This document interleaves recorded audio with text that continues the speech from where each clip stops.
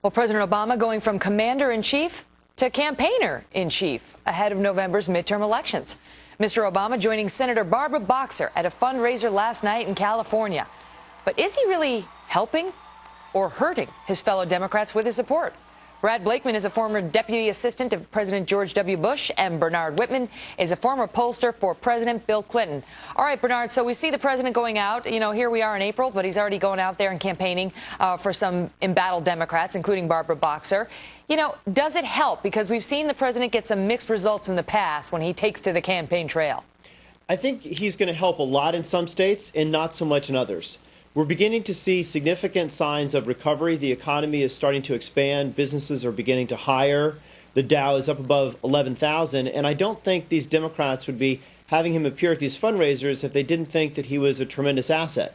Now, having said that, that's not true all across the country, and that's often the case in midterm elections. And so I think we're going to see the president out there a lot campaigning in states like California, in Wisconsin, in Washington, and Illinois, and probably less so across the South and in some of the Midwestern states. You know, Brad, when we watched the president just a few months ago, didn't seem to help over in Massachusetts, and it didn't seem to help in New Jersey.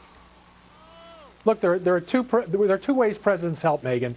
One is raising cash, and they're always welcome in areas that ordinarily a president can't do a rally, let's say, in a city, but he can certainly go to a fat cat's home, close press, and raise $1 million.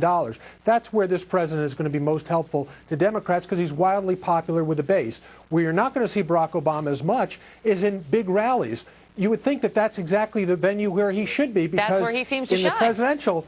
Yeah, exactly. He was the guy that everybody wanted to see. And Bernard said something very interesting. The president is going to campaign and use his time in Illinois, his home state.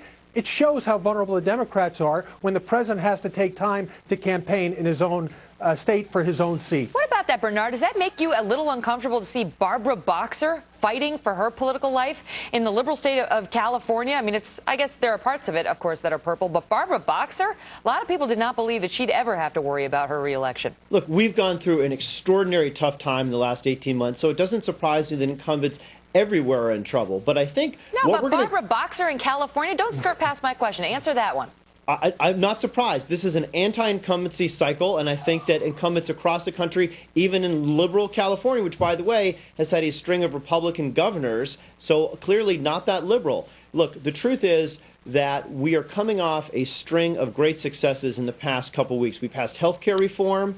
We revamped the student loan process. But, Bernard, they're great successes that weapons. The American public is still against. The latest Rasmussen poll showed something like 58% of the people don't like that health care bill. The number has gone up of people who dislike it. So it may be a great success, you know, for President Obama and for tried and true Democrats, but the American public's still against it. Well, this is exactly what the president needs to do over the next 6 months, is less about hopscotching around the country, attending rallies, and more about articulating a vision for America and explaining to the American people the true benefits of health care reform, the benefits of financial services reform, what all the jobs that have been created or saved because of the economic stimulus plan. Is there anything the president can say at this point that's going to turn people's... I mean, here we are talking about this 2 years now, at least a year and a half, health care. I mean, really? Is he going to turn the tides for Barbara Boxer if people are upset over the health care thing?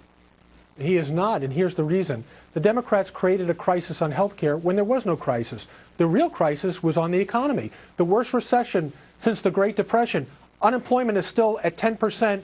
Nationally, almost double that in the inner cities, which were the most ardent supporters of this president. What good is affordable health care if you don't have a job? That will be the Republican mantra, and it will be the economy that sinks the Democrats in 2010 and beyond. No, if you can turn that around before we get to November, that would certainly help. All right, guys, thanks for coming on for a good debate. We appreciate it. Thanks so much. Thank you.